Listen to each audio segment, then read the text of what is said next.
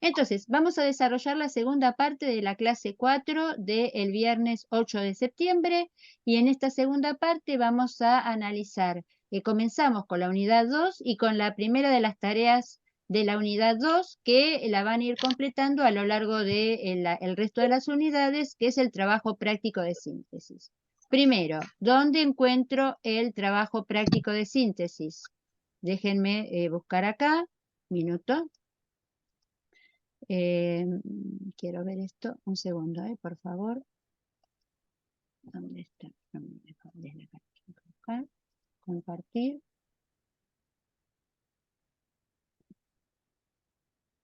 Espérenme un segundito, por favor. Lo voy a tener abierto, así ya vamos más directo, que no me está dejando abrirlo. Ténganme paciencia, acá estamos, unidad 2. Perfecto. Bien. Ahora sí. Comparto. Vamos a ver el aula. Estoy en el aula.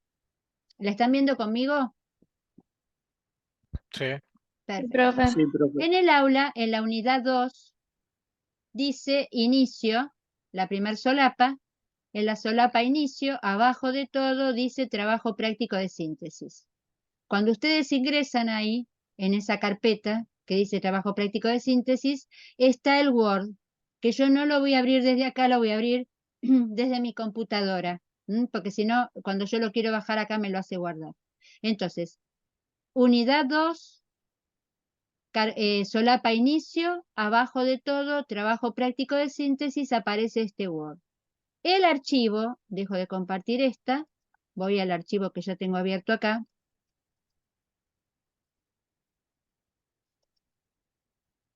Acá lo tengo. El archivo de el trabajo práctico de síntesis es un Word. La idea es que ustedes lo bajen, es una hoja que tiene dos carillas, esta es la primera carilla, esta es la segunda carilla.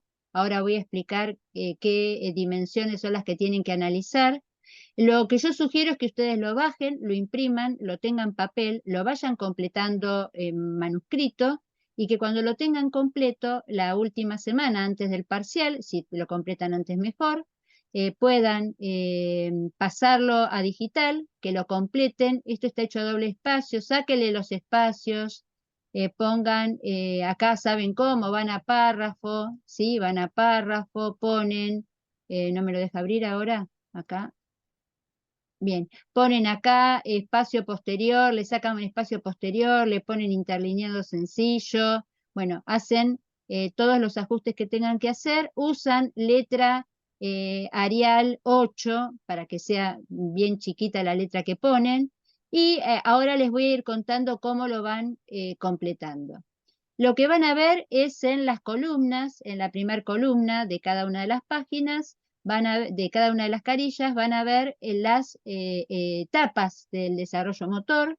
Recuerden que nosotros trabajamos por etapas para poder hacer una mejor diferenciación de cómo se van dando el desarrollo motor, pero que no es que las etapas cronológicas van marcando por igual la evolución de una persona. A veces una persona puede estar desarrollando sus procesos de maduración y crecimiento de manera precoz o tardía. ¿Sí? Esos son los conceptos que nosotros usamos. Precoz cuando se da antes de lo esperado y tardío cuando se da después de lo esperado. Y que estas edades son solamente una referencia estadística, pero que porque la mayoría de los niños y de las personas les pasan estos procesos en estas edades cronológicas, pero que lo que caracteriza a los seres humanos es la diversidad y la heterogeneidad, así que podría ser que ese proceso se dé antes o después. Lo que sí también el parámetro de la edad es un indicador para que los papás y las mamás puedan ir a consultar a los pediatras o a los médicos cuando uno se nota que hay un proceso que se le está dando que es inesperado para esa edad cronológica. Entonces ahí van a ver que tenemos gestación, el primer año de vida, el segundo año de vida, 3 a 5, 6 a 8, 9 a 11, pubertad, adolescencia. Adultez lo vamos a dividir en 3 momentos, inicial, media y avanzada, porque dura 40 años y nos pasan cosas muy distintas desde que iniciamos la adultez hasta los 60 años, y vejez. Eso en las columnas, tanto en una carilla como en la otra. Y después en el eje horizontal, lo que vamos teniendo son las distintas dimensiones o variables que van a tener que analizar.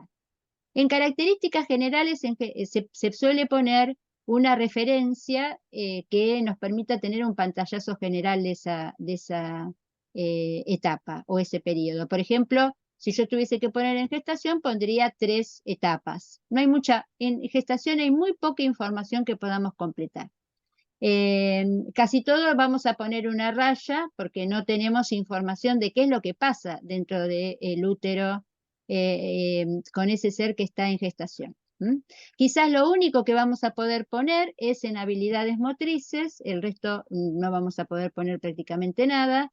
Y en habilidades motrices lo que vamos a poner es que la característica distintiva de la gestación es que e importante para el desarrollo motor es que en ese momento nuestro sistema nervioso logra los reflejos y por otro lado la hipertonía, hipotonía flexora y extensora. Mucho más en gestación no vamos a poder poner. Pero por ejemplo, el tema que vamos a iniciar probablemente hoy, cuando empecemos con el periodo de 0 a 1 año y miremos el procesamiento de la información, vamos a decir que en ese momento el acento del procesamiento de la información, lo que más comprometido está para los bebés es la ejecución, porque precisamente gracias a la mielinización lo que tiene que lograr es el dominio de su propio cuerpo. Entonces aquí yo tendría que poner así, ejecución. Un término, un concepto, porque el trabajo práctico de síntesis se completa con palabras o conceptos clave. Por ejemplo, cuando hablemos del desarrollo intelectual, que es un tema que ustedes van a tener que leer y mirar los videos, porque es quizás el tema más complejo de esta materia, que es cómo se construye la inteligencia, desde la perspectiva de Piaget, desde la perspectiva de la psicogénesis de la inteligencia.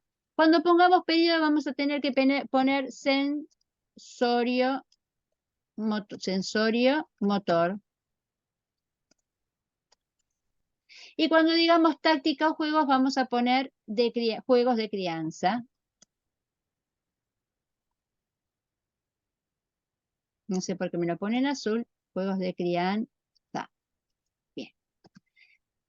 Ustedes dirán, ¿y cómo encuentro la palabrita? Bueno, eso es justamente la tarea. ¿Cómo encuentro un concepto de un nivel de generalidad tal que cuando yo pongo sensorio motor, entiendo que Piaget me está hablando de que la primera inteligencia humana es una inteligencia basada en la evolución de los sentidos y de la posibilidad de adquisición y dominio de esquemas motores? Bueno, esa información que yo tengo, que yo sé que es sensorio motor, cuando pongo el término sensorio motor, me remite, me evoca en mi memoria toda esa información, y pues dije eso, pero podría explicarles las 6 fases que tiene o subestadios que tiene el periodo sensorio motor. Cuando hablo de juegos de crianza, sé que es justamente la posibilidad de vínculo de apego con los adultos que lo crían y que al mismo tiempo lo estimulan para que el bebé y el niño de 0 a 3 años pueda ir desarrollando su equilibrio, las habilidades motrices generales, los cambios de posición y demás. Que además está basado justamente, son juegos con aquellas personas con las que tiene un vínculo, le dan confianza, sostén y seguridad. Entonces, esa información se sintetiza en este término. ¿Se entiende cómo se completa el trabajo práctico de síntesis? Sí, profe. O sea, solamente con conceptos general. Solamente, esto es una síntesis, no es un resumen, no es un cuadro sinóptico, ¿sí? Se completa con palabras clave. Eso que yo estoy poniendo ahí es una palabra clave. Ustedes me dicen, bueno, pero juegos de crianza son 3 términos. Sí, pero si palabra clave es eso, no es que no estamos pensando en términos, estamos pensando en un concepto que sintetiza un conjunto de informaciones. ¿Queda Sí, claro profe. esto? Sí, sí. Sí, sí. Bien. Es más, por eso, como se completa de esta manera, en una de esas ustedes pueden hacer todo el trabajo práctico de síntesis, les puede ocupar una hoja, es decir, 2 carillas. Y la idea es así, ustedes leen para la clase, agarran el trabajo práctico de síntesis, piensan cómo lo completarían, vienen a la clase, escuchan, termina la clase, piensan y revisan si eso que completaron está bien, y a la clase siguiente o en la misma clase preguntan, yo puse tal cosa, ¿está bien? Va a haber momentos donde vamos a ir completándolo así, por separado, digamos, con preguntas que van surgiendo de ustedes, y va a haber momentos donde vamos a generar trabajos en las salas como hoy, para que cada uno con su trabajo práctico de síntesis pueda cotejar con los demás qué puso y por qué puso eso y no otra cosa. ¿Mm? Porque justamente lo importante es por qué puse esa palabra y no otra. ¿Queda claro? Sí, Sí, profe. profe. Sí. Perfecto. Dejo de compartir. Esto se completa clase a clase. Vemos este periodo, llego a casi completo, ya lo traigo completo y llego a casa o estoy en casa y lo miro y lo voy completando o lo corrijo. Quizás puse un término que no es el que más adecuado. Bien, y en la última clase, esto va a ser en noviembre, la clase previa al parcial, ya lo empiezan a cerrar y esto se sube, dejo de compartir acá, esto lo van a tener que subir acá.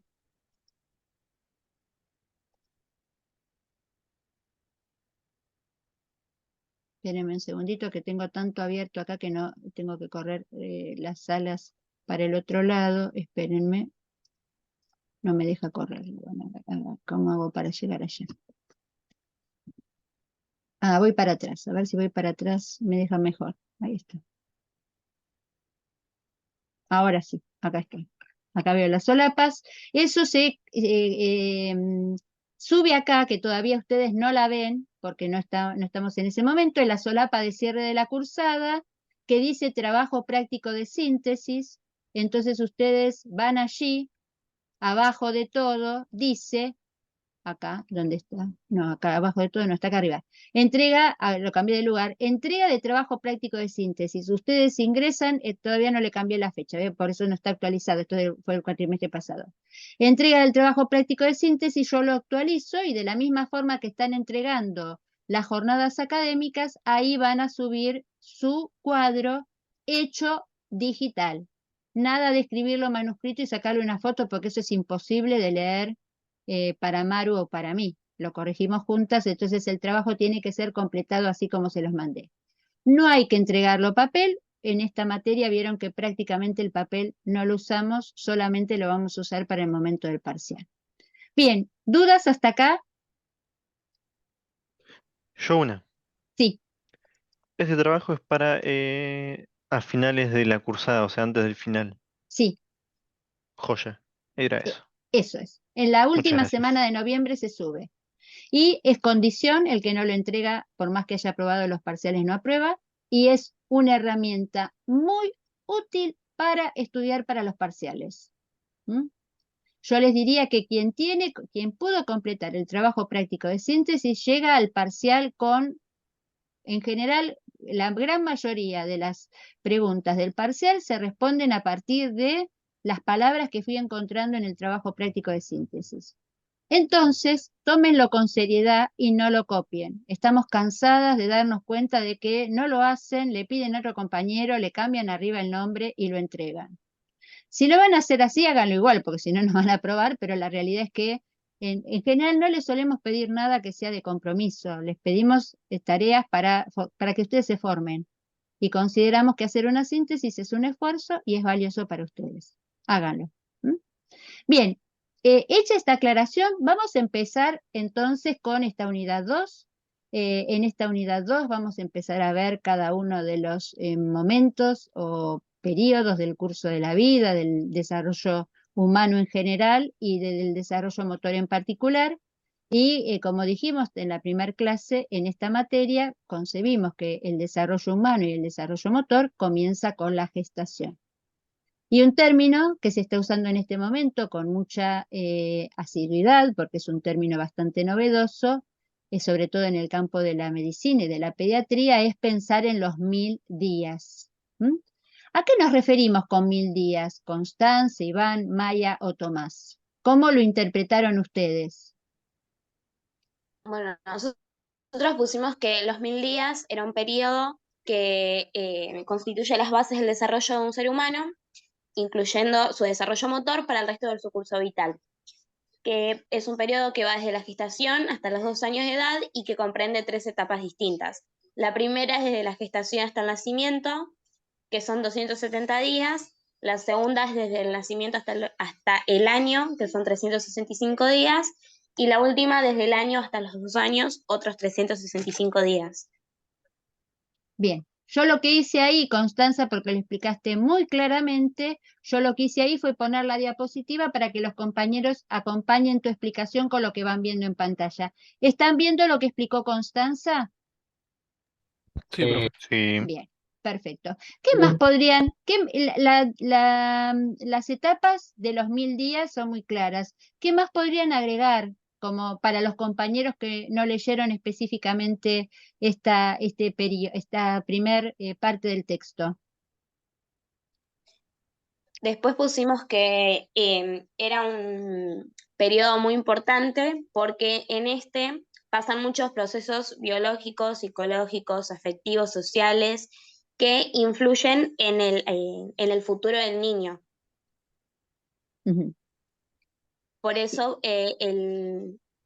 la familia, ay, me olvidé que pusimos, la familia, los padres, la sociedad y el Estado tendrán que trabajar en conjunto para poder favorecer el desarrollo, o en ciertos casos no lo favorecen, pero el fin es que sí.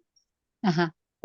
Bien, y qué, cuando estaba leyendo eso, ¿le surgió alguna pregunta o a los que están escuchando esto que está comentando Constanza, ¿les surge alguna pregunta o algún comentario sobre los 1000 días? Fíjense que ahí aparece un concepto que dice ventana de oportunidades y aparece otro concepto en la diapositiva que dice desarrollo infantil temprano e integral. ¿Qué se les Si no ocurre recuerdo, pensar? Sí. si no recuerdo mal, hablaba también del tema de la importancia que tiene de parte de la madre, sobre todo el tema de la nutrición Ujú, en las primeras etapas para el desarrollo, que ujú, esas van a marcar de por vida al niño por nacer, digamos. ujú, ujú. Sí, el concepto que estás planteando, Cristian, y que trajo Constanza es muy importante porque de lo que la idea de hablar de los 1000 días, lo que nos llama a la reflexión y nos llama a tener en cuenta es que eh, en este periodo se está definiendo tu futuro, el futuro de tu salud desde esta perspectiva, como dice ahí, ¿no? Integral.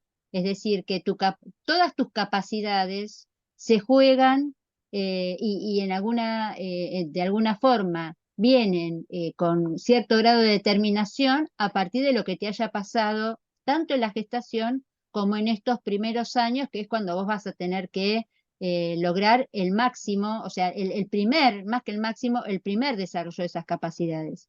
Y entonces, desde mi perspectiva, a mí lo que me interesa llamar es la reflexión a ustedes es que tengamos en cuenta que si bien no todos los profesionales del campo de la actividad física y el deporte van a trabajar con personas gestantes, es un campo muy importante. Hace poco me llegó para evaluar, que no lo pude evaluar, no tenía tiempo, toda una investigación, un desarrollo que está haciendo la Universidad de Flores, el equipo de la doctora Gabriela de Roya, sobre el trabajo específico de acompañamiento y ejercitación de las gestantes, de las personas gestantes, las mujeres gestantes, junto con el resto, que a mí me parece que acá también es importante traerlo, que es que la responsable de ese ser en gestación no es solamente la persona que lo está gestando, sino la importancia de los vínculos que tenga esa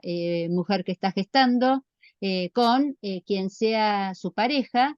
Tengamos en cuenta, tenemos que empezar a tener una mirada más amplia, tengamos en cuenta que en este momento la gestación, aunque en la Argentina no está permitida, puede ser por un vientre subrogado, pero que también puede ser en el contexto de una pareja homosexual, que podrían ser dos mamás gestando, una de ellas y la otra acompañando, o dos papás acompañando a una persona que esté realizando la gestación por ellos. Entonces, ¿cómo se van conformando todos esos vínculos que en la medida en que la persona que está gestando esté contenida, acompañada, y esa gestación sea producto de un deseo, es decir, porque bueno, todos tenemos en claro que la gestación no comienza, o sea, el fin, la gestación es producto de una relación sexual y que no todas las relaciones sexuales tienen como fin la gestación. Sabemos que la sexualidad es parte de,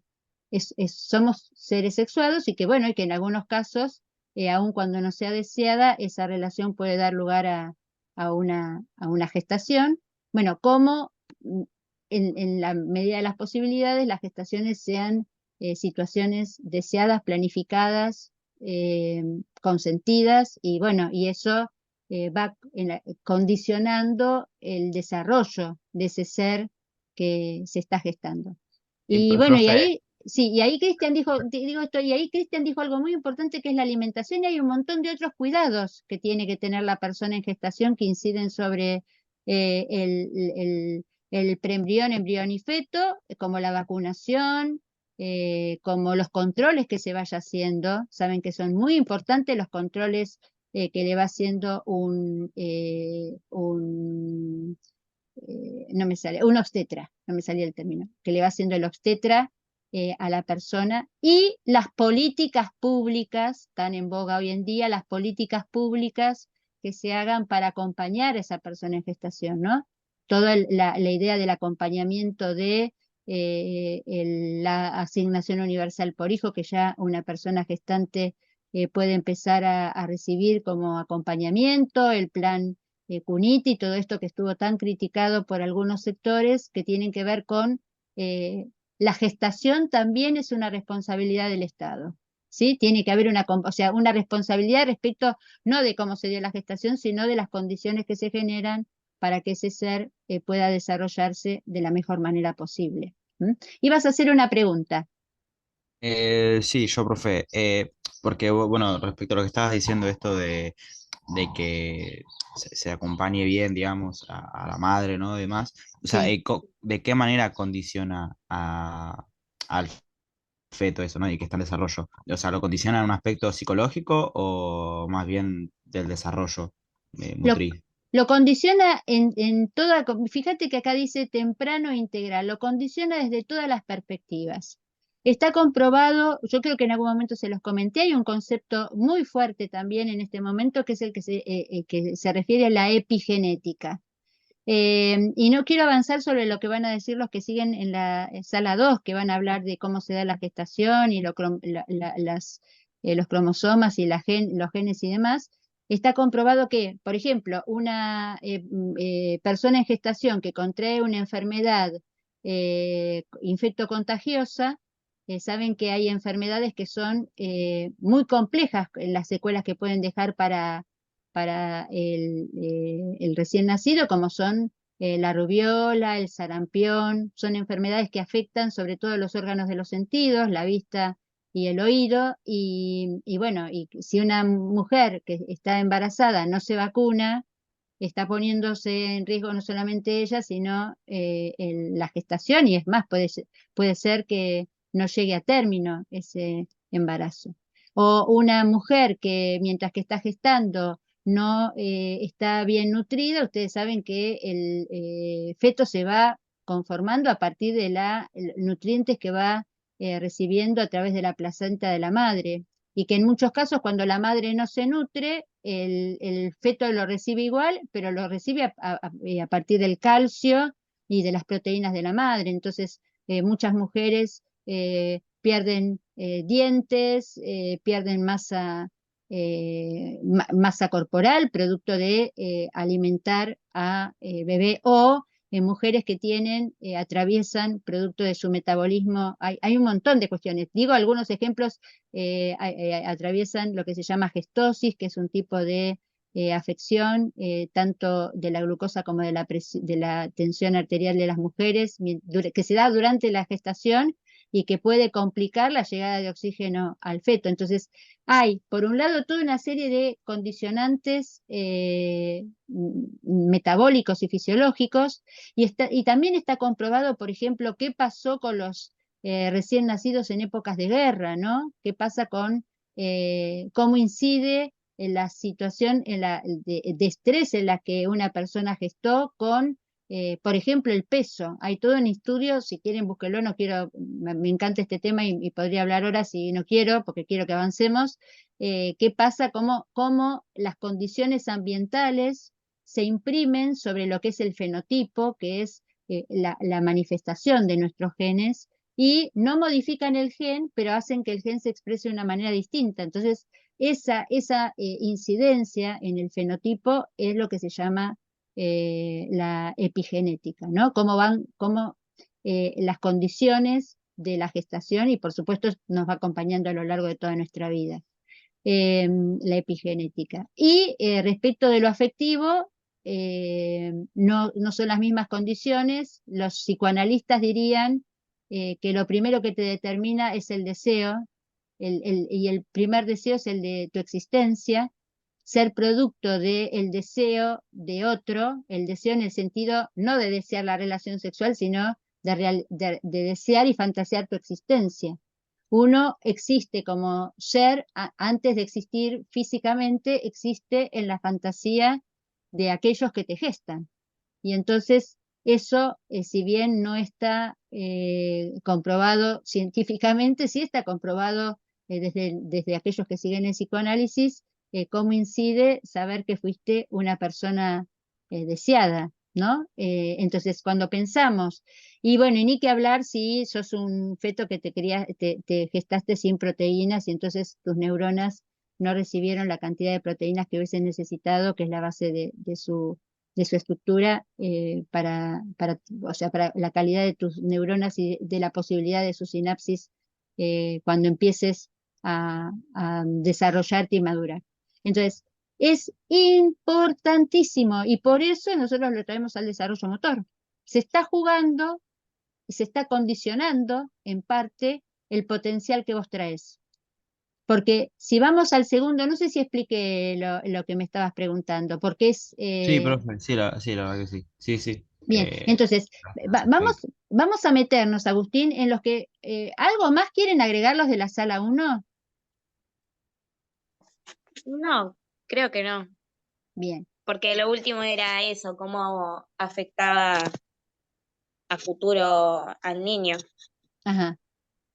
Y, a- y, o vo- en y, el... a- y vos que lo leíste, Constanza, ¿sabías que era así, esto de los 1000 días, o te estás enterando ahora?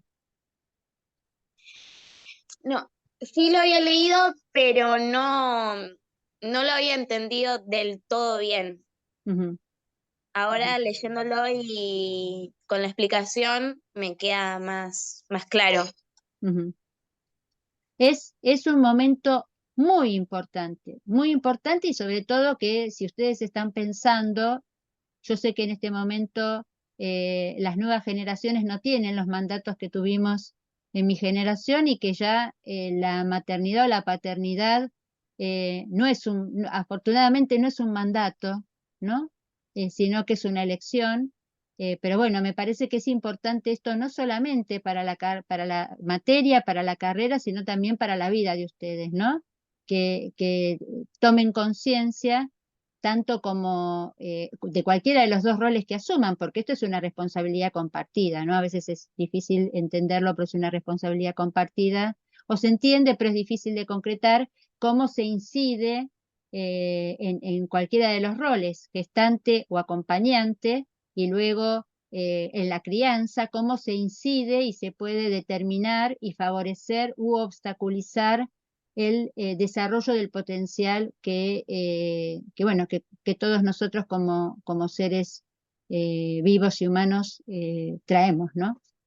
Y entonces, ¿qué pasa justamente en la sala 2, ¿no? Agustín, Gonzalo, Ignacio, Kevin y Ludmila, ¿qué nos pueden contar de la gestación, de las etapas y de cómo se concreta la gestación? Recuérdenos un poquito cómo se da, si tienen alguna idea, si, qué es lo que recuerdan, qué es lo que saben del secundario, si tuvieron educación sexual integral.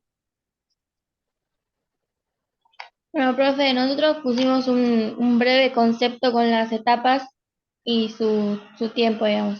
Ajá, Pusimos que la gestación es el periodo del crecimiento y desarrollo fetal intrauterino, ajá, que abarca desde el momento de la concepción, sería desde que el óvulo se conecta con el espermatozoide hasta el nacimiento del bebé, digamos. ajá, Y contiene 3 etapas que caracterizan el desarrollo de la motricidad, que es bien, la etapa de preembrionaria, etapa embrionaria y la etapa fetal, perfecto. que la primera etapa abarca desde la gestación hasta el primer mes, la segunda etapa desde el primer mes hasta el segundo y la etapa fetal desde el tercer mes hasta el nacimiento, digamos. Excelente, excelente. Y lo que nos podríamos complementar es cómo se llama al ser en gestación en cada una de las etapas. ¿Cómo lo llamamos en la etapa preembrionaria? ¿Cómo, profe? ¿Cómo lo llamamos? Acá estamos, está muy bien lo que estás, la síntesis que hiciste está excelente, Ludmila, ¿sí? ¿Cómo se llama? Vos estás hablando de las 3 etapas. ¿Cómo lo Sí, llamamos al ser en esa primera etapa? Para Ludmila y para el, todos. el periodo prenatal no sería. El periodo prenatal es todo, y entonces en esa primera Sí, etapa, los ayudo para no estar jugando a las adivinanzas, en esta primera etapa que es la preembrionaria, a ese ser en gestación lo llamamos preembrión, ¿sí? Entonces, en un sí, primer momento, ese ser es el preembrión y también se lo llama cigoto, ¿m? Que cigoto es un conjunto, como ustedes ven ahí en el dibujo, un conjunto de células. ¿Cómo se lo llama en la sí, sí. segunda etapa? Embrión, Tal cual, qué bien. Se lo llama embrión en la segunda etapa. ¿Y cómo se lo llama en la tercera etapa? feto, Feto. Y esto es muy importante de tener en cuenta, que estamos hablando, acá parece larga, pero en realidad es la más cortita en el gráfico. Yo puse el gráfico para que ustedes se vayan ubicando también gráficamente.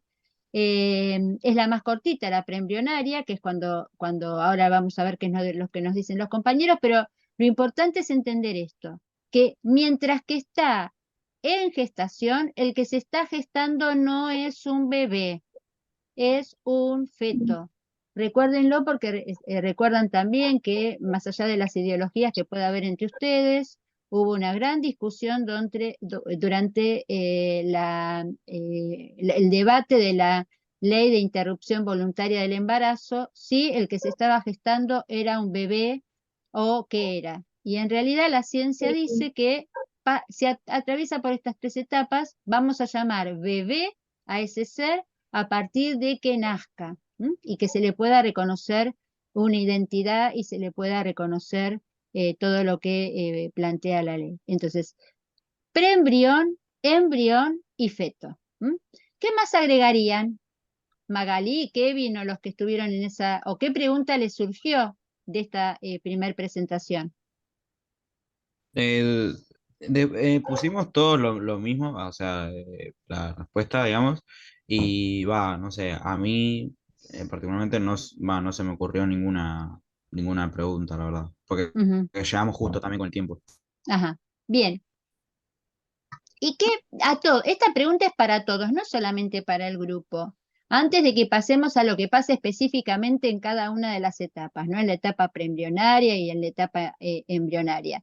¿Recuerdan qué pasa con, o cómo es que se da, y qué significa la cuestión de qué son los cromosomas, qué pasa con los cromosomas en el momento de la gestación? ¿Recuerdan algo de eso? Que hayan visto en otras materias, que hayan visto en la secundaria. Es la carga genética que porta tanto el óvulo como el espermatozoide. O Bien, sea, son los aportes que hacen ambos padres, digamos. bien. ¿Y cuántos cromosomas pone el padre y cuántos cromosomas pone la madre? ¿Y quién es el que define, por ejemplo, el sexo del ser en gestación? O a ella no me acuerdo. primero recuerdo, profesora, era XXXY, Sí, eran 23 cromosomas en general, bien, ¿no? Dado por la biología molecular en cuanto al ADN y al ARN, sí. y creo que te pone el sexo de la madre. ¿La madre? No recuerdo bien, creo. Bien. Bueno, por eso, bueno, no, ¿saben por qué pregunto? Porque digo, ¿para qué voy a repetir información que quizás tienen con claridad? Y para mí es importante que la recuerden, porque esto sí que es importante para la vida, sobre todo por muchas discusiones que suele haber a veces en las parejas o en las definiciones o que hubo al menos durante, inclusive épocas que me precedieron, ¿no? La época de sus abuelos o la época, en el caso de Horacio y mío, de nuestros padres, pero en el caso que somos más grandes, pero de ustedes, de muchos de ustedes, eran discusiones muy fuertes a nivel familiar en las familias cuando nacía un bebé y sobre todo en esas familias donde había muchas nenas o había muchos varones y los padres o los abuelos y los familiares esperaban un ser de otro sexo, ¿no? Estamos hablando siempre de sexo biológico, ¿eh? No estamos hablando de género, sexo biológico. Entonces, acá lo que tenemos que decir es tal cual lo planteó Cristian. Primero, entender qué son los cromosomas. ¿Qué son los cromosomas y dónde están? Los cromosomas son las estructuras en las cuales recibimos justamente a partir del ADN los genes. ¿M?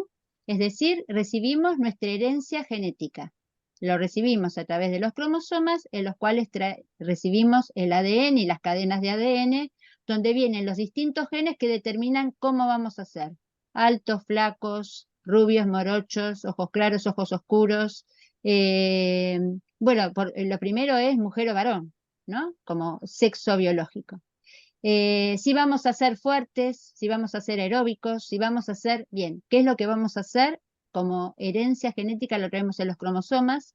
Y si bien tenemos 46 en el momento de la gestación, la mujer pone 23 y el varón pone 23. Y la diferencia acá está que las mujeres solamente tenemos cromosomas que son XX. Es decir, que si viviésemos no hubiese hombres, las mujeres solamente podríamos reproducir, si pudiésemos reproducirnos, necesitamos la combinación del espermatozoide, pero seríamos solamente una comunidad, sociedad de mujeres.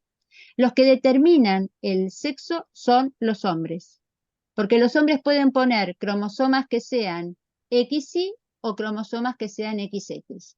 Entonces, en el momento de el encuentro entre el espermatozoide y el óvulo, la mujer siempre va a poner una X y el hombre puede poner o una X o una Y.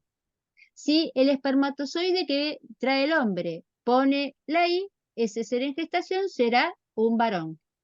Si el espermatozoide que logra horadar la corona del óvulo y gestarlo es una X y se juntan dos X, eso será una mujer. ¿Mm?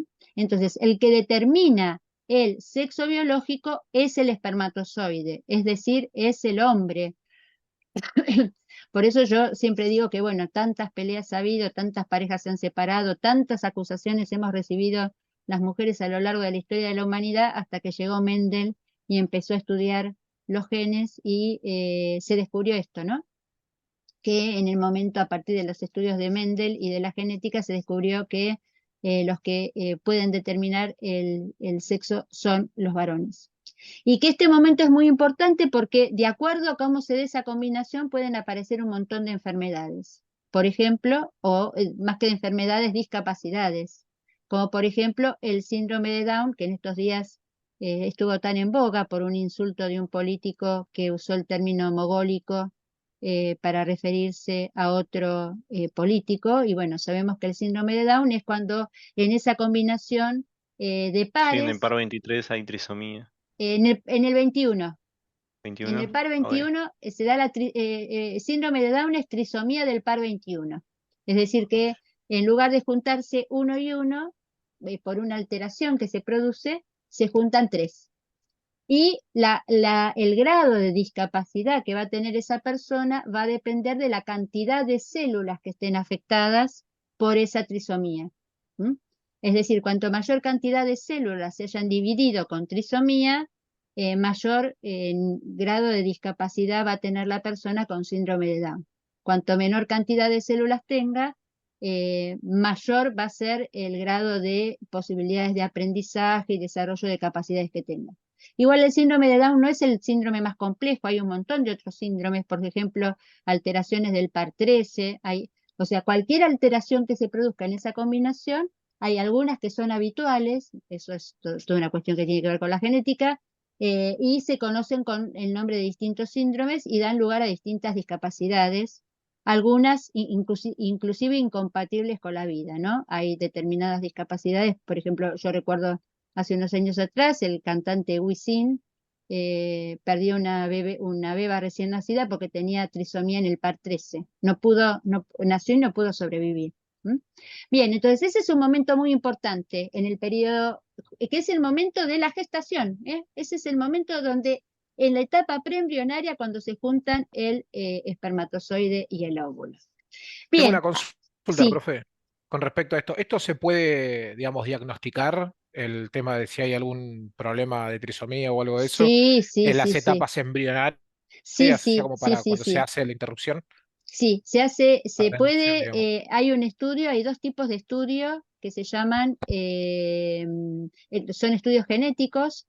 Hay un estudio que se hace con vellosidad coriónica, es decir, que en el momento en que se está formando, es un estudio específico que se hace en condiciones determinadas, con una aguja se extrae parte del corión, que es la corona que está en la que se está anidando y se está insertando el preembrión. ¿Sí? Esto en general se hace a partir de la semana 4, entre la semana 4 y semana 12 se tiene que hacer. Antes no, tiene que ser en esas semanas porque tiene que haberse producido la división celular, porque esta alteración vos la ves cuando se empieza a hacer la reproducción de las células. Entonces se saca esa muestra, se hace con una biopsia, se lleva al laboratorio, se deja que se sigan reproduciendo las células y ahí se va viendo en la división celular si hay alteraciones o no y qué otras posibles patologías. Yo estoy hablando de estas, pero hay un montón de otras alteraciones que los que estudian genética van viendo que va pasando en el ADN y en la combinación que se va dando. Y después la otra, que es menos peligrosa, las dos pueden ser causales de aborto, pero la de vellosidad coriónica es más riesgosa y hay otra forma de comprobar o sea, los genes con los que venís, que se llama con líquido amniótico. Ahí en lugar de ir directamente al preembrión o al embrión, van al líquido amniótico y también en el líquido amniótico hay parte de las células del ser en gestación y se analizan esas células y se ve. ¿Mm? Y eso te Dale, permite gracias, profe. eso te permite solamente saber composición genética, porque hay un montón de Mm, otras alteraciones que se pueden producir mientras que te estás gestando, ¿sí? Por claro, ejemplo, tus genes pueden ser bárbaros, pero si tu mamá contrajo rubiola, puedes quedar sordo. ok. Y tu equipo genético era bárbaro, y resulta que la enfermedad de Ah, tu mamá atacó tu claro, estructuración y afectó justo los oídos y quedaste sordo, o contrajo sarampión y quedaste ciego. claro, igual así todo, bueno, la ceguera ya es un poco más complicada, pero así todo pueden tener un desarrollo más normal que una persona, digamos, que ya viene limitada en las capacidades de aprendizaje, Ujú. eh, como el caso del síndrome de Down y esas cosas. Ajá. Sí, igual les digo Era que, simplemente, claro, les digo que hoy en día el trabajo que se hace, yo trabajé más de 10 años en escuela especial con nenes y nenas con síndrome de Down y es los avances de la estimulación y de la formación y todo lo que se puede hacer hoy con las personas. Recordemos que son personas con discapacidad, ¿sí? No son ni mogólicos, no, ni personas con capacidades especiales. Son, primero, un discapacitado es una persona, sea ciego, con síndrome de Down, sordo, primero es una persona. Eso quiere decir que es un sujeto de derechos. Y a partir de que es una persona, una de sus características es su discapacidad. Y todos, en alguna medida, tenemos distintos tipos de capacidades o discapacidades, pero tenemos que llamarlos como corresponde. Entonces, siempre que se tengan que referir a alguien discapacitado, no es un discapacitado, es una persona con discapacidad. ¿Mm? Y por supuesto, no términos peyorativos como eso, ¿no? Es decir, es un mogólico, es realmente una aberración que hoy en día, con el avance que tenemos de la ciencia y con el avance que tenemos de el respeto por el otro y por los derechos humanos en general, estemos usando para descalificar al otro una forma de discapacidad. Así que bueno, dicho esto, vamos a avanzar con el periodo embrionario y el periodo preembrionario y embrionario. Los que estuvieron en la sala 3, ¿qué nos pueden contar? Ya Cristian, Martín, Matías, Nicolás, ¿qué nos pueden agregar? ¿Qué es lo que pasa? ¿Qué pasa ahí con el tema de la división de las células? ¿Qué pasa ahí con el tema de cuándo aparece la actividad motriz? Cuéntenos. ¿Quién quiere hablar, chicos? Sí, Bueno, otro, si porque quieren hablo Cristian, yo. a Cristian, Cristian, gracias, Cristian, que todo lo que aportás Ya no me es. quieren. No, todo lo que a mí me encanta que ustedes participen, yo lo que quiero es que también hablen otros, porque bueno, así los conozco, también Matías ha hablado bastante, así que vamos Matías o vamos Nicolás, que no les. Dentro de lo que puedo. Dale, dale, sí, aporten, porque así se hace, así no hablo, si no, es lo último que yo quiero que esto sea un monólogo. Vamos, el que quiera hablar, hable, vamos, sobre este tema. Bueno, Dale, etapa preembrionaria. dale. Como ya dijeron, se da del primer mes hasta la gestación, desde el primer mes de la gestación. Ajá, Va, de la concepción hasta el primer mes de la bien, gestación. Se divide el cigoto bien, y pasa a tener tres capas de células: ajá, endodermo, mesodermo y ectodermo. bien. Las más importantes son mesodermo y ectodermo Ujú, de esas tres capas. Bueno, en esa no hay actividad motriz. ujú. Y por ejemplo, para nosotros que estamos en el campo de la actividad física y del deporte, ¿por qué vos dijiste que esas dos capas son las más importantes? Fíjense, ahí tienen el gráfico. ¿Qué se forman en el mesodermo y en el ectodermo? Se dan la Los huesos, parte... músculos, órganos. Eso mismo. Claro, tal cual, tal cual. Por eso son tan importantes. Nada menos que el sistema nervioso. Fíjense, ahí hay algo muy interesante, que el sistema nervioso y la piel se forman de la misma capa. Por eso tantas enfermedades psicosomáticas se expresan a Van en través de la conjunción. piel. ¿Mm? Enfermedades Mm. como la psoriasis o enfermedades como cuántas de las enfermedades que se expresan a partir de la piel, lo primero que hacen los dermatólogos le dice, bueno, vaya, trátese, a ver qué pasa con su estado anímico, o sea, qué pasa con sus alteraciones afectivas y de su sistema nervioso, ¿no? Bueno, y por supuesto el mesodermo, como dijeron. Y no hay todavía actividad motriz. Muy bien, vamos a la segunda etapa. ¿Quiere decir lo otro? Lo digo Yo la yo, digo, yo así la digo. participamos todos. La digo yo, profe. Dale, La etapa embrionaria se da del primer mes al tercer mes. bien, Hay actividad motriz de los músculos, pero son movimientos espontáneos y desordenados, bien. porque las células musculares son las que maduran primero antes que las nerviosas, Ujú, y que son movimientos como pedaleos o las manos a la boca, ajá. y que no hay participación del sistema nervioso. ¿Y cuándo empieza la participación del sistema nervioso y que podemos decir que hay una actividad neuromuscular? Mm, A partir del segundo mes. Es decir, cuando está terminando ¿qué? La etapa preembrionaria. Al revés, cuando está Embrionaria, terminando ¿cuál, perdón. Agustín? Esta, cuando está terminando esta etapa. Es decir, que justamente uno de los aspectos importantes de la etapa embrionaria es que cuando está terminando, sobre el final del segundo mes, se empiezan a conectar el cerebro con los músculos, ¿sí? Antes, como muy bien explicó Martín, toda la actividad que es espontánea, los músculos se contraen porque cambia, porque bueno, porque hubo un ruido, porque Hay igual, alteraciones, digamos, del entorno, ¿no? tal O cual, sea, igual, cualquier igual cosa.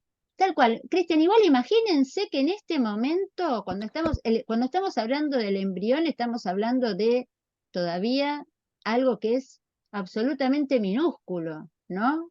Es decir, el preembrión directamente son células, es prácticamente, no se puede ver, y bueno, y el embrión también, recién podemos empezar a decir que tiene un determinado tamaño a partir de la siguiente etapa que es la fetal. ¿M? Una Bien, consulta, profe, sí, que era la duda, digamos, que habíamos planteado con los chicos, era qué es puntualmente lo que se da, digamos, que se realiza una unión, digamos, de lo que sería el principio de médula, digamos, con sí. las extremidades, ahí, Ahí en lo esa que se va, parte.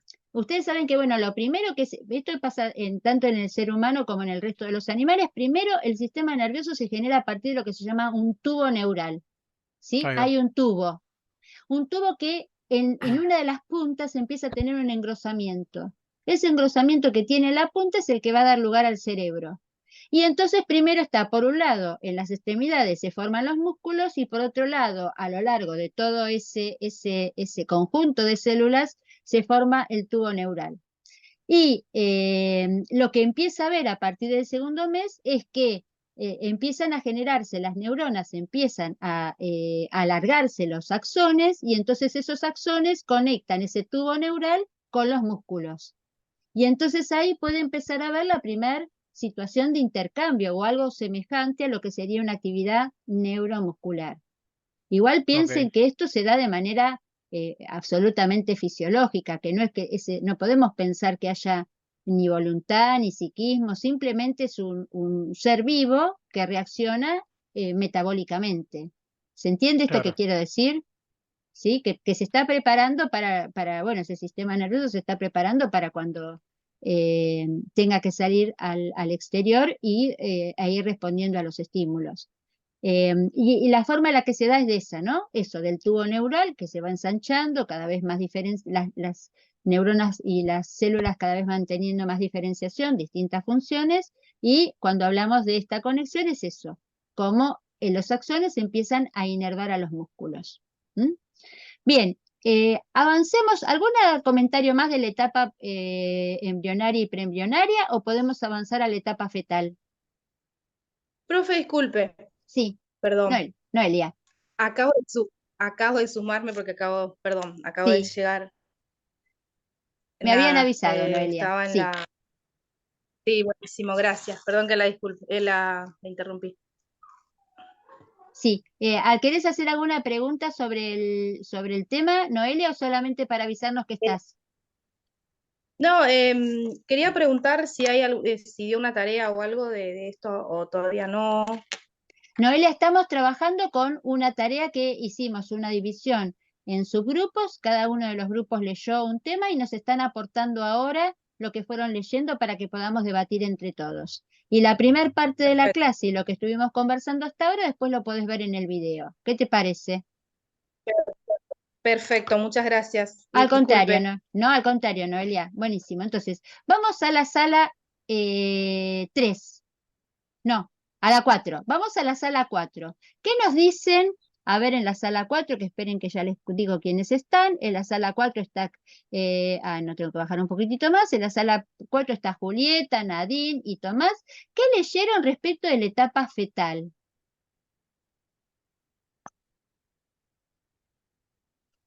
Hola, profe. ¿Cómo te va, Nadine?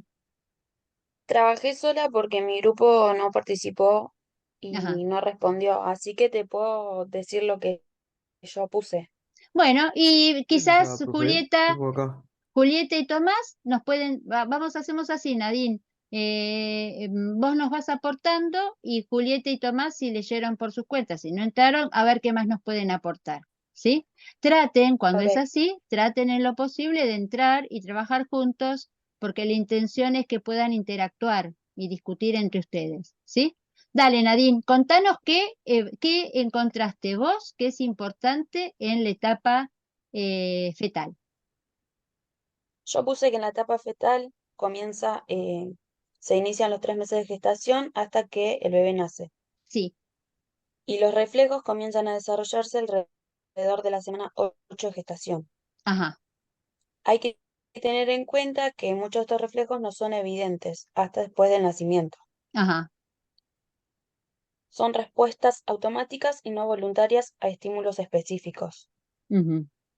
Después están los reflejos vitales ¿Sí? y los reflejos cervicales, laberínticos y plantares. Bien. Yo los ¿Cuál? desarrollé, si querés, los Sí, puedes ¿sabes qué? Lo que me ir. interesa, Nadine, venís muy bien con tu explicación, espero que los compañeros te estén entendiendo. Yo puse ahí para acompañar lo que van explicando con imágenes. ¿En qué mes aparecen los reflejos vitales? A partir del cuarto o quinto. No, del Sí, cuarto. del cuarto. En el cuarto mes Y aparecen los los reflejos. Sí, otros, sí, los cervicales y los laberínticos, a partir del quinto. perfecto. Entonces, primero aparecen los reflejos vitales. ¿Y qué importancia tienen los reflejos vitales? ¿Por qué se llaman vitales? Porque son esenciales para el desarrollo del bebé. Y sobre todo para la vida extrauterina, ¿sí? O sea que los reflejos Sí. vitales, como la palabra lo dice, piensen en esto, son esenciales para que alguien sobreviva en la vida extrauterina. ¿Querés contarnos cuáles son? Los reflejos cervicales y los laberínticos son fundamentales para el desarrollo de la coordinación y el equilibrio durante los primeros meses de vida. Bien. O sea, esos son los que aparecen después, los cervicales y Claro, a partir de los 5 meses. Claro, a esos cervicales, plantares y laberínticos los vamos a llamar reflejos posturales, ¿sí? A Ok. estos que están acá en esta diapositiva los vamos a llamar vitales y a los que nombró recién Nadine los vamos a llamar posturales. Y los reflejos vitales, analizaste, y si no es Nadine, si Julieta o Tomás están ahí y quieren aportar y sumar más información, complementamos lo que dice Nadine. ¿Qué entendemos por reflejo oral, palpebral y de deglución? Yo puse que de deglución es cuando el bebé traga líquido o alimento y se genera la contracción de los músculos de la garganta y de la lengua que permiten que el bebé trague de manera segura. Bien, espera, no avances ahí, Nadine, así Ok. explicamos ese. Piensen que es muy importante que cuando el bebé traga se produzca lo que se llama el cierre automático de la glotis. ¿Qué es la glotis? Es la tapita que evita que el alimento, en lugar de ir para los pulmones, vaya para el esófago. Porque si no, cuando el bebé traga, lo que podría pasar es que si se equivoca de camino el alimento, el bebé cuando nazca, hasta piensen que todavía solamente se alimenta a través del cordón umbilical, cuando nazca se ahogue. Entonces, ese es vital, el reflejo de deglución. Tragar y evitar que lo que trago me vaya a los pulmones. ¿Qué es el reflejo palpebral? Si bien lo digo yo, Dale, el Tomás. palpebral lo que consiste es en cerrar los ojos ante una exposición de luz o a un ruido, es como un reflejo defensivo. Tal cual. Si yo les hago a ustedes ahora piquete de ojo, si ustedes están viendo la cámara y yo les hago piquete de ojo, uno tiene que controlarlo voluntariamente, no cerrar. Y a veces, aunque uno quiera controlarlo, no puede porque ese es un reflejo que tanto el de deglución como el palpebral se conservan a lo largo de toda la vida. Porque justamente mm, permite cuidar nuestro glóbulo ocular. ¿Y qué es el reflejo oral? Yo puse que el oral es el de succión, que es cuando el bebé tiene la capacidad de succionar su dedo o el pezón para obtener su alimento. Tal cual. Reflejo oral o de succión son sinónimos. Entonces, estos son los primeros 4 reflejos vitales, o sea, son los 3 reflejos vitales esenciales para sobrevivir. Y vamos a los posturales. ¿Cómo entendieron los posturales?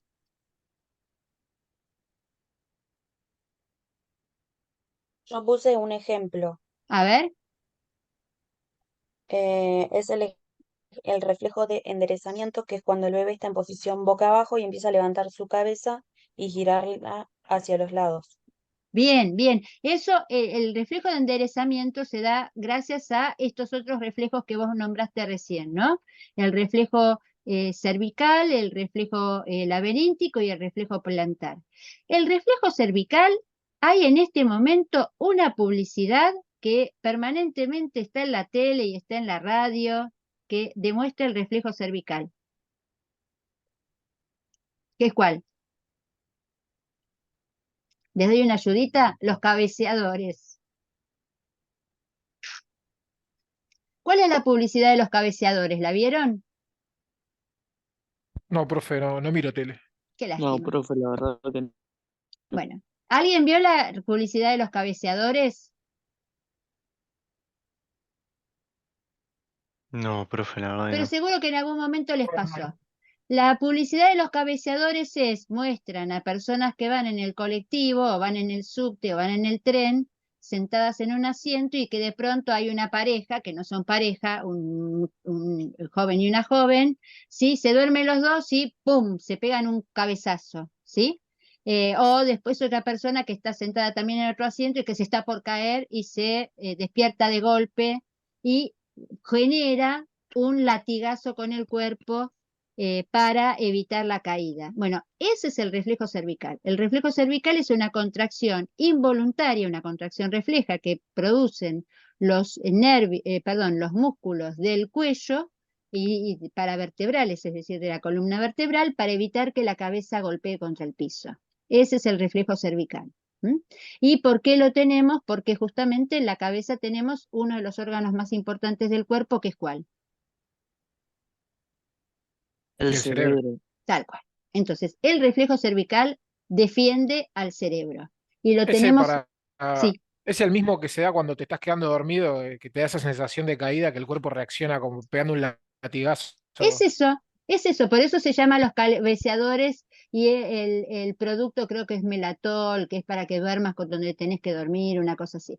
Búsquelo, debe estar en YouTube, búsquelo, publicidad de los cabeceadores, es eso, es justamente eso. ¿Mm? ¿Qué es el reflejo laberíntico?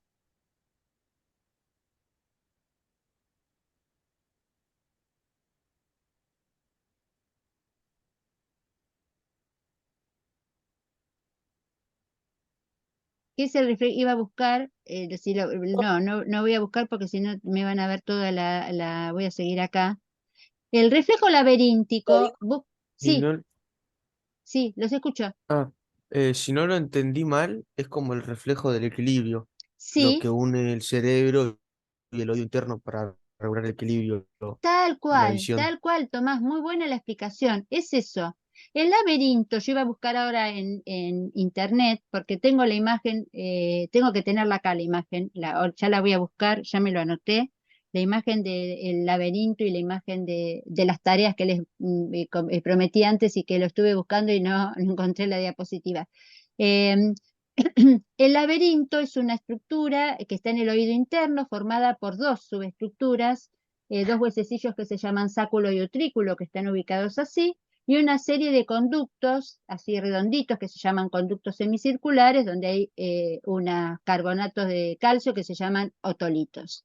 Bueno, esas estructuras tan complejas, de acuerdo a cuando uno se mueve la cabeza, le van dando esto que dice Tomás, información al cerebro, y actúan como el GPS. Y entonces, si yo me muevo para acá, mis otolitos y el sáculo y el utrículo se mueven, ¿sí? Que están adentro en mi oído interno y dicen recalculando, recalculando, recalculando, te vas a caer, si me voy para adelante, perdiendo postura. Bueno, es un GPS que tenemos adentro del oído, conectado con nuestro cerebro. ¿Y qué son los reflejos plantares? ¿Dónde están? En la planta del pie puede ser Sí, señor, están en la planta del pie. ¿Y son esenciales para qué? para caminar, Sí, pero sobre todo párense, todos se paran, aunque no prendan la cámara en este momento, Para se la postura, paran. ¿no? Párense, vamos, párense, levanten sus glúteos, extiendan sus rodillas y párense. Bien, ¿están parados? Sí, Sí, Tienen que, profe. tienen que sí, hacerlo, profe. háganlo con los ojos cerrados. Total, nadie les va a sacar nada, nadie los va a mirar. Cierren los ojos, concéntrense, cierren los ojos. Traten de focalizar la atención en sus pies. Alíñense, traten de sentir que todo el peso del cuerpo está repartido en las dos plantas de cada uno de los pies. Ahora, sin abrir los ojos, dejen los brazos flojitos al costado del cuerpo, inclinen el cuerpo todo en bloque hacia adelante y sientan qué les pasan a sus pies. Traten de ir hasta el lugar donde no se caigan y luego recuperen Y la postura. No digan nada, sientan. No abran los ojos, sientan. Vuelvan a concentrarse en sus pies, recuperen la posición de repartir todo el peso del cuerpo. Ahora traten de inclinarse hacia atrás y traten de percibir qué es lo que les pasa a sus pies. ¿Mm? Inclínense hasta donde lleguen sin caerse. Bueno, ahora abran los ojos y cuéntenme qué les pasó a sus pies. ¿Qué sintieron? Te sostienen, ¿no? ¿Sostienen? y Sí, pero tensión. Va Como trasladando que, el peso de un lado a otro. como más que que te dan un peso. tirón, como que te dan un Bien. tirón como para sostenerte y que no te caigas, digamos, como un reflejo que se va para, o sea, si te tiras para adelante, como que el pie se va para adelante para que no te caigas, digamos. O sea, Es eso decir, es lo que siento, hay un reflejo. músculos plantares, ¿sí? Cuando yo me inclino hacia adelante, aunque yo no quiera, ¿quiénes empiezan a contraer? ¿Dónde está la tensión? Y Si los usted, metatarsos y los dedos.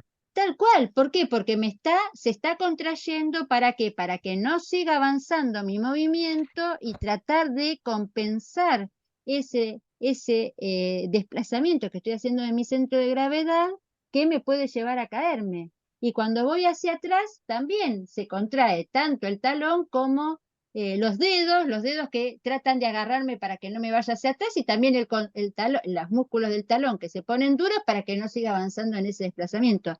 ¿Yo le puedo decir a los dedos de mi pie contraete? Sí, voluntariamente si quiero agarrar o aprender a agarrar algo con los dedos de los pies, pero esa respuesta que se produjo en ese momento en que yo me desplazo sigue siendo la respuesta refleja y es el reflejo plantar. El reflejo plantar, los reflejos laberínticos y los reflejos cervicales son fundamentales junto con la información visual, es lo que se llama trípode de aferencias, ¿sí? 3 puntos que suben al cerebro y son los que le van a permitir, son las aferencias, es decir, la información que el cerebro va a tener que elaborar y que van a ser fundamentales para que un bebé aprenda a caminar. ¿Mm? Por eso es que es tan importante cuando un bebé, lo vamos a ver ahora con primer año de vida, vamos a empezar a plantear por lo menos el tema, por eso es tan importante que cuando los bebés empiezan a caminar puedan hacerlo como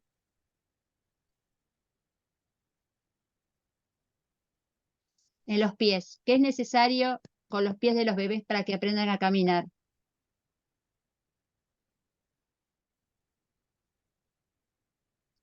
Que las mamás no se preocupen por el frío y los dejen caminar descalzos o por lo menos les compren esas medias. Ahora hay unas medias que tienen antideslizante. Es decir, cuanto mayor información plantar tenga el bebé, ¿sí? Y esté menos mediada por zapatos duros. A veces la mamá le pone unos zapatitos hermosos, los papás, las abuelas le compran unos zapatitos hermosos, duros. No, el bebé tiene que tener la mayor cantidad de información de su planta del pie porque le va a permitir reequilibrarse, ¿sí? La planta del pie también es parte del GPS y me ayuda a recalcular la postura, ¿no? Entonces recalculo con el oído, Perdón, profe, recalculo, sí. sí es como para que no tenga el pie plano, dijeron, ¿puede ser? No, no es para el pie, no estamos hablando de pie plano, Noelia, estamos hablando Ah, de ok. información refleja que te Sí. manda el músculo para que vos puedas mantener la Ah, ok. postura, ¿sí? Pie plano Bueno, entonces seguramente esa es van a otra. ver, pie plano seguramente van a ver con el profesor de Sí. anatomía cuando vean músculos y algunas patologías que se pueden producir. Nosotros en general De acuerdo. lo que tiene que ver con patologías musculares y óseas, eso vamos a ver prácticamente nada. ¿M? Entonces, lo que estamos Ok, pensando gracias. acá, estamos hablando de información refleja. Entonces, ¿algo más para agregar de la etapa fetal? ¿Los que vieron estaban en la sala 4 o podemos pasar a la sala 5 y cerrar prenatal? ¿Qué más No, nada agregarían más. los que estuvieron en la sala 4? Julieta, Nadine o Tomás. ¿Agregarías algo más, Nadine?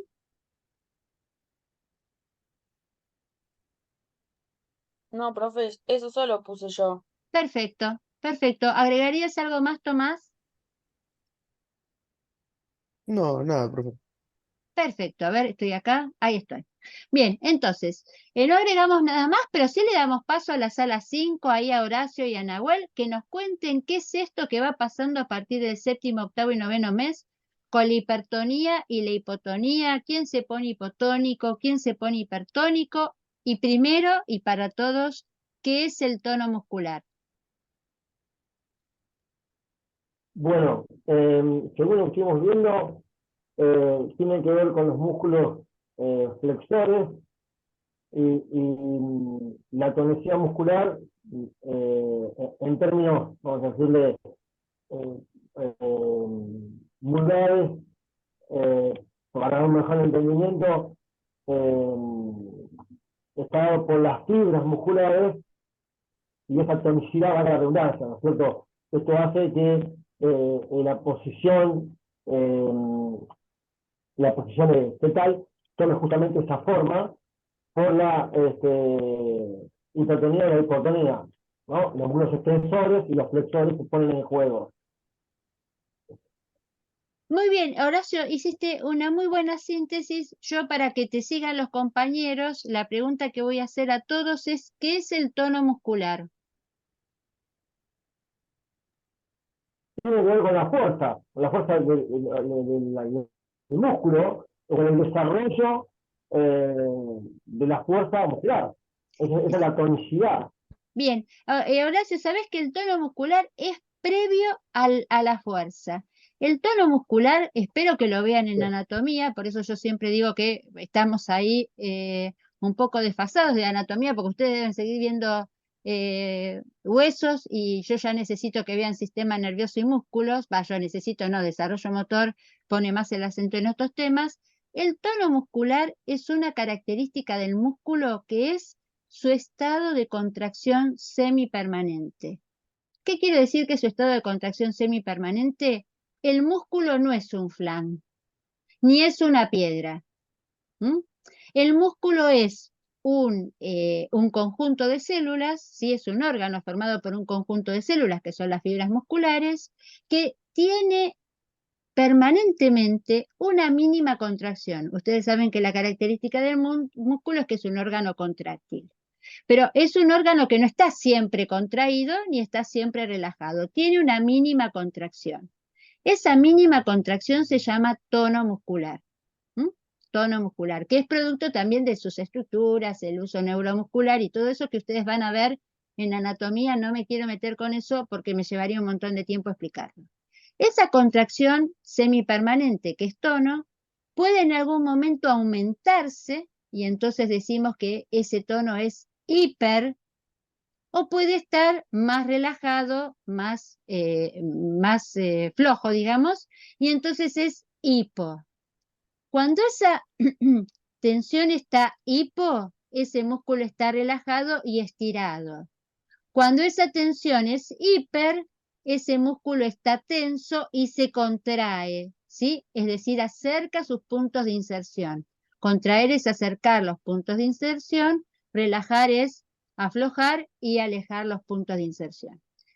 Está bien la relación que hace Horacio, porque Horacio dice, cuando aumenta la tensión muscular, cuando hay hipertonía, lo que hay es contracción, hay fuerza. Es más, la fuerza muscular se basa justamente, un tipo de fuerza muscular que es la isotónica, se basa en aumentar la tensión y aumentar la contracción muscular, es decir, acercar los puntos de inserción.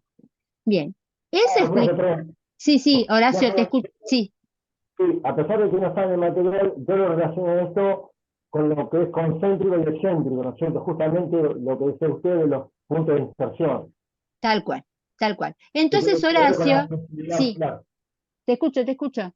No, que tiene que ver con la flexibilidad muscular de alguna manera. Lo que no sabía, o lo que yo tenía entendido, ahora me doy cuenta que está equivocado, que el tono muscular es un proceso en desarrollo, pero que yo pensaba que la fuerza era de alguna manera o subjetivamente ínfima en la posición fetal, pero Ajá, pensé que había una mínima fuerza, ajá. ¿no? Después uno la va desarrollando, la fuerza potencia, fuerza resistencia, o fuerza resistencia, pero digo, yo pensé que la tonificación muscular tenía que ver con la forma de comportarse el músculo, justamente de alguna manera relacionado con alguna, no quiero ser en esto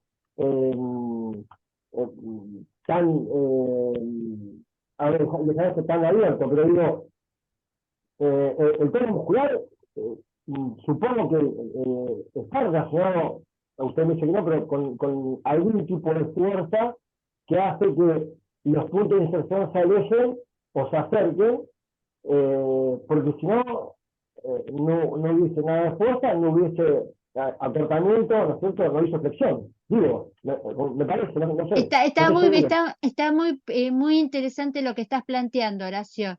Lo que pasa que para poder hablar de fuerza tendríamos que hablar de una contracción voluntaria. Y acá lo que le está pasando, Claro, acá lo que le está claro, pasando al feto es reflejo, no es claro, claro, voluntario. ahora entiendo. El feto no se está contrayendo porque quiere encogerse. El feto, producto de su biología y producto de que tiene que seguir desarrollándose, ustedes piensen que hasta el quinto mes un feto mide 20 centímetros, ¿sí? 20 centímetros es esto, 20 centímetros, hasta el quinto mes. Pero que después ese feto, a partir del cuarto o quinto mes, que es cuando ya está totalmente completo y mide esto, 20 centímetros, a partir del cuarto mes, quinto, empieza a aumentar su tamaño, todo eso que está desarrollado, así que sigue con la hipertrofia y hiperplasia celular, sigue aumentando su tamaño y llega a medir entre 45 y 50 centímetros, a veces 51 centímetros, es decir, para que ustedes se den una idea, a ver si la tengo acá, sí, esta, ¿sí? Esto mide exactamente 50 centímetros. Es decir, que un feto, cuando nace, fíjense cuántas veces más, ¿sí? 20 más 20 más 10 más. Estirado un feto, perdón, un bebé mediría esto. Y esto tiene que entrar en la cadera. Yo si lo bajo, y ustedes me miran acá, esto tendría que entrar acá en mi cadera. ¿Sí? Me sobra bastante los 50 centímetros, porque bueno, las mujeres tenemos de 90 a 100 y pico de centímetros, pero de circunferencia, no de largo. Sí, algunas también podemos tenerlo así, 50 centímetros de largo. Pero bueno, entonces, ¿cómo hace el feto para quedarse ahí estos 3 meses más que le falta para seguir completando su desarrollo? De manera refleja, esos músculos empiezan a aumentar su tensión para que el feto se empiece a flexionar sobre sí mismo. Y entonces se produce esto que está explicando Horacio. ¿Quiénes son los que se contraen, Horacio? Que esto es lo importante que yo quiero que compartamos con tus compañeros. ¿Quiénes son los que aumentan la tensión? Pero no voluntariamente, de manera refleja. Aumentan el tono muscular y se empiezan a poner más contraídos. ¿Cuáles son? Los Los de, músculos, los de claro, adelante, sí. no, los de adelante, hace Tal, contracción. Tal cual. Y fíjense, porque esto es muy importante, porque justamente lo que vamos a ver durante el primer año de vida es totalmente lo contrario de la forma en la que nacemos. Se ponen tensos, es decir, aumentan el tono muscular, los músculos flexores. Y entonces, ¿qué le va a pasar al feto? ¿Se va a qué? Se pliega. Una curvatura, claro, una curvatura, no sé, de alguna manera, por ejemplo, a ver, en comba, no sé, sería, Claro, eh, se pliega sobre sí mismo. Fíjense que el feto cuando está dentro del vientre de la persona que lo está gestando es un bollito, ¿no? Es lo que se llama, es más, puede tener las rodillas al lado de la cara, está totalmente plegado. Y en cambio, ¿quiénes son los que se ponen, los que se relajan, los que se ponen, disminuyen su tono, su tono? Los Claro, para músculos. que haya, claro, profe, para que haya una contracción en los músculos delanteros, no sé, desde el psoas, ¿no? Tiene que ver, evidentemente, trabajar los músculos de atrás y ceder, ¿no? Esto, si lo comparamos, a ver, con un Tal cual, brazo, en un dedito, en el bíceps y tríceps, uno se contrae y el otro relaja. Es lo tal cual, mismo, tal cual. comparativamente. Por esta sinergia. Entonces, los que se van a relajar son los músculos extensores. Y eso va a hacer que cuando nazca el feto esté en esta, en lo que se llama habitualmente posición fetal. ¿Cómo se logra la posición fetal? Por esto, porque para poder seguir desarrollándose, aumenta la tensión y la contracción, los músculos flexores, y se relaja los extensores. Lo que no podemos hablar acá, Horacio, es en términos de vida extrauterina. Acá no estamos hablando de fuerza, porque fuerza es contracción Exacto. voluntaria, ¿se entiende? Es una capacidad. Claro, ojo, nuestros músculos van a poder desarrollar la fuerza gracias a esta capacidad de contracción que ya traen desde que nos gestan. ¿Mm? Es decir, la fuerza, después que va a ser la contracción voluntaria para resolver distintas situaciones o para ejercitarla, se basa en esta capacidad de tensión que tiene el músculo y que ya viene dada genéticamente. ¿Mm? Bien, entonces, ¿alguna duda de lo que fuimos explicando hasta acá, de lo que pasa durante estos 9 meses?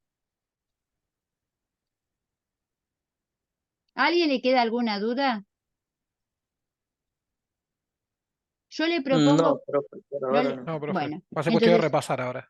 bien, yo lo que les pido es que miren las diapositivas, porque por ejemplo, fíjense en esta diapositiva cómo se va viendo lo que se llaman los momentos críticos, estos son semanas, ¿no? Primer semana, segunda, tercera, cuarta, quinta.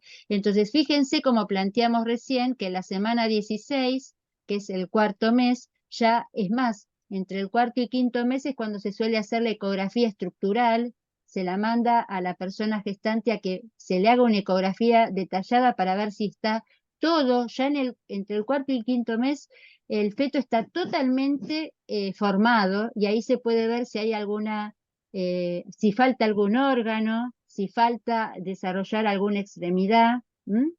Y a partir del quinto mes en adelante ya por eso es tan riesgoso que la mamá tenga contraiga una enfermedad infectocontagiosa o por ejemplo que se haga una radiografía sin saber que está embarazada, por lo que la incidencia que pueden llegar a provocar los rayos en este ser. Fíjense que hasta la semana octava todavía no está terminado de conformar, fíjense la forma que tiene en la séptima semana. Recién a partir de la semana 9, cuando empieza a ser un feto, es cuando ya tiene una forma más cercana a lo que puede ser el ser humano que van a ser, ¿no? Entonces miren estas diapositivas porque son interesantes. Acá esto no es una información relevante, yo para que la tengan, no les voy a preguntar a nadie en qué momento se forma el paladar. ¿Mm? Sí que sepan que a partir del del día 21 ya hay células específicas que laten, que van a dar origen al corazón. Ahí siguen teniendo, por ejemplo, esto que yo te explicaba, charlábamos antes, Cristian, fíjate, no me acordaba que tenía esta Sí, diapositiva, ahí lo estoy fíjate, viendo, el cordón neural y todo eso. claro, cómo se va viendo el tubo neural y fíjense cómo a partir de que, esto es muy interesante, saben que la inteligencia de un ser vivo se puede medir a partir de los pliegues que tiene su cerebro. Cuanto mayor pliegue tiene su cerebro, o sea, vieron que cuando uno quiere insultar a alguien, no sé si alguna vez lo escucharon, es un insulto terrible, le puede decir, sos un cerebro liso. ¿Qué quiere decir un cerebro liso? Un cerebro que no está desarrollado, un cerebro que tiene mucha menor cantidad de neuronas de las que puede tener. Entonces, la estrategia que tiene nuestro cerebro es que a medida que se va reproduciendo las neuronas, lo que va haciendo es plegándose sobre sí mismo. Es más, dicen que si nuestro cerebro se pudiese desplegar la cantidad de neuronas que tiene, lograríamos un cuadrado con un volumen muy importante de centímetros y de metros para poder abarcar todo lo que esos pliegues implican sobre sí mismos, ¿no? Entonces, bueno, fíjense cómo a medida que van pasando las semanas y los meses se va plegando y se van desarrollando y reproduciendo las neuronas. Acá tienen todo como las imágenes que se van obteniendo y lo que les recomiendo, tienen un video muy lindo dentro del campus de cómo se da la gestación, en 3 minutos queda resumido y se van viendo todos los cambios, mírenlo. Sí, yo vi, ¿Dudas? profe, ese video, está muy bueno. ¿Lo viste? Bueno, me alegra, Sí, Agustín. sí. Miren los videos que están en el campus, que son videos, en general suelen ser videos cortos y sintetizan la información. Para cerrar el periodo prenatal, ¿por qué estudiamos el periodo prenatal si nosotros no vamos a trabajar con fetos? ¿Por qué les parece que estudiamos el periodo prenatal? Por si algún día trabajamos con alguna mamá gestante, ¿no? Eso es una buena justificación, Agustín. ¿Sí? Si vamos a trabajar con gestantes, tenemos que saber qué está pasando en cada momento de la gestación. Y otro argumento es que saber que muchas de las discapacidades o de las limitaciones que nos podemos encontrar en los bebés y sobre todo luego a lo largo del desarrollo motor pueden haber tenido su origen en la gestación. Y es más, si ustedes leen el texto, lo que plantea es que la movilidad que haya expresado el feto durante su gestación puede servir como parámetro para determinar qué posibilidad de movilidad y de aprendizaje motor va a tener cuando esté en la vida extrauterina. Y algo que es fundamental y que lo vamos a ver ahora, que vamos a plantear, primer año de vida, lo vamos a presentar para que ustedes lo lean más en detenimiento para la semana próxima. Aparte va a ser lindo poder verlo de forma presencial, es un periodo muy, muy interesante. Algo que es muy importante también es tener en cuenta que los reflejos son la primer señal, y por eso son tan importantes y hay que evaluarlos cuando el recién nacido, los reflejos son lo que nos dicen de la salud de nuestro sistema nervioso. Es decir, un bebé que vamos a ver ahora que nace sin reflejos, estamos frente a una posible patología, bueno, de un órgano y de un sistema muy importante, de un órgano como es el cerebro y de un sistema fundamental para la vida con independencia funcional como es el cerebro. Entonces, ¿dudas hasta acá? ¿No? Vamos a plantear la tarea para la semana próxima. Acá voy, compartir. Bueno, la semana próxima vamos a ver primero y segundo año de vida. Es decir, y con esas dos, con ese periodo que es de 0 a 3 años y con esas tres fases, vamos a ver ahora que tiene ese momento, vamos a terminar con la unidad 2.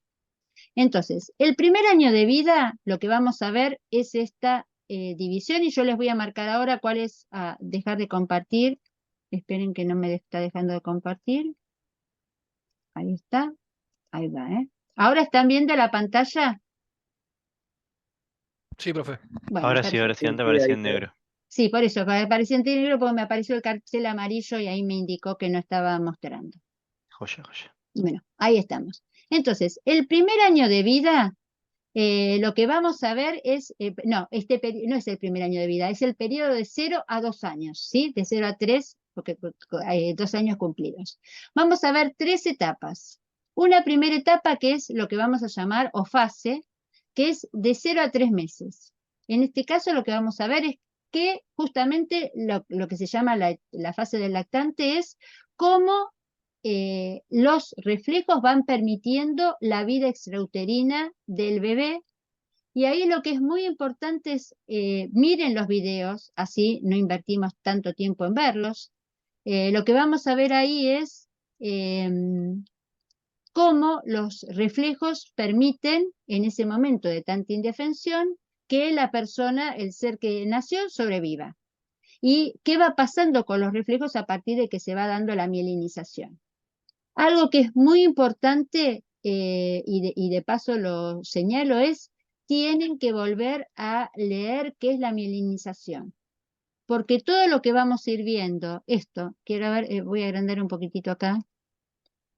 Lo que vamos a ir viendo, por eso lo dejo para tenerlo bien a mano y verlo yo. Lo que vamos a ir viendo a lo largo de este primer año de vida es cómo desde esta posición fetal, que es esto que explicó Horacio recién, de flexión completa, llegamos acá a los 12 meses, acá, 12 meses, que es cuando el bebé se puede parar solo por sí mismo. Entonces, todo esto que vamos a ver acá es gracias a la mielinización. Entonces, si de la semana pasada no entendieron qué es la mielinización, vayan a leerlo. Y además es muy importante que, además de leer la mielinización, vuelvan a recordar, a ver si las tengo aquí, que también las necesitamos para la semana próxima, que son la ley cefalocaudal y la ley próximo-distal. Esto lo tienen que haber visto con Maru la semana pasada. Si no lo vieron, lo vuelven a leer. Entonces, para entender qué pasa en el primer año de vida, voy a maduración, leo mielinización, leo leyes. Y después lo que vuelvo es a mirar, una vez que tengo en claro eso, voy a mirar las fases. En la primera fase lo que tengo que poner el acento es qué pasa con los reflejos. En la segunda fase lo que tengo que poner el acento es qué pasa con la posibilidad del sujeto de empezar a hacer movimientos voluntarios, es decir, gracias a la mielinización empezar a controlar su propio cuerpo. ¿Cómo actúan las leyes? ¿Qué pasa con el control? Vamos a ver 3 conductas voluntarias. Postura, control postural, prensión y marcha. Entonces, por favor, lean, porque cuanto más lean, más van a entender. Y a partir del primer año de vida, lo que vamos a ver es cómo se van aprendiendo las habilidades motrices generales, que acuérdense que son las más sencillas. Pero lo más complejo de este periodo es entender esto que les pido, por favor, que vayan, acá lo muestro y voy a decirles dónde lo van a buscar, que lo lean, porque si no es muy difícil de entender y termina el cuatrimestre y no lo entienden. Lo más importante es ver el desarrollo intelectual. El desarrollo intelectual es básico para entender por qué un sujeto puede adaptarse al medio, que no solamente es un organismo biológico, que es un organismo integral, psíquico y social. Ahora voy a mostrar en el aula donde están para que los vean, y también es muy importante este otro aspecto que es la afectividad. Entonces, por favor, en una clase tenemos que condensar muchísima información porque tenemos que ver qué pasa con la mielinización, qué pasa con la inteligencia y qué pasa con la afectividad. Si ustedes vienen a la clase sin leer, se les va a hacer un matete. Y entonces, vayan leyendo el texto y vayan a las diapositivas. En las diapositivas no solamente es un resumen del texto, que no lo es, sino lo que hace es organiza la información y agrega información que no está en el texto.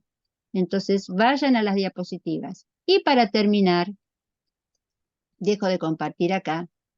Voy a hacerle mucha propaganda a este periodo. Para mí es central este periodo. Acá, en esta unidad 2, vuelvo acá.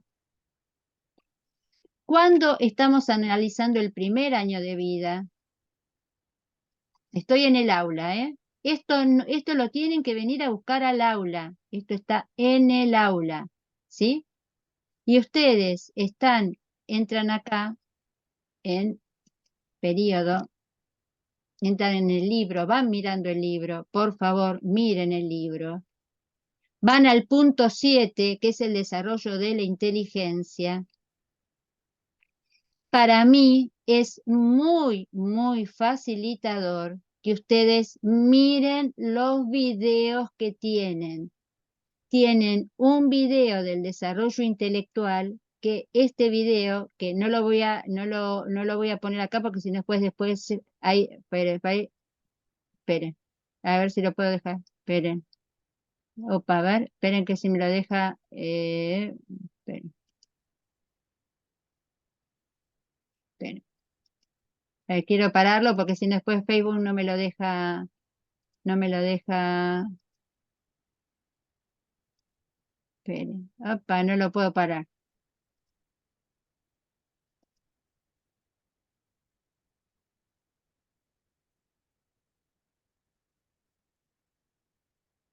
Esperen, ya lo paro, que no me deja.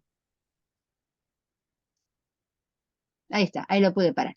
Bueno, dejé de compartir. Es muy importante que ustedes puedan mirar los videos, puedan mirarlos, porque en ese video que yo les mostré que está, tienen sintetizado todo lo que quizás tendrían que leer horas y horas. Entonces, miran ese video, todos los videos que estén relacionados con el desarrollo intelectual, mírenlos, porque son muy facilitadores de la comprensión de una teoría muy compleja como es la del desarrollo intelectual de Piaget.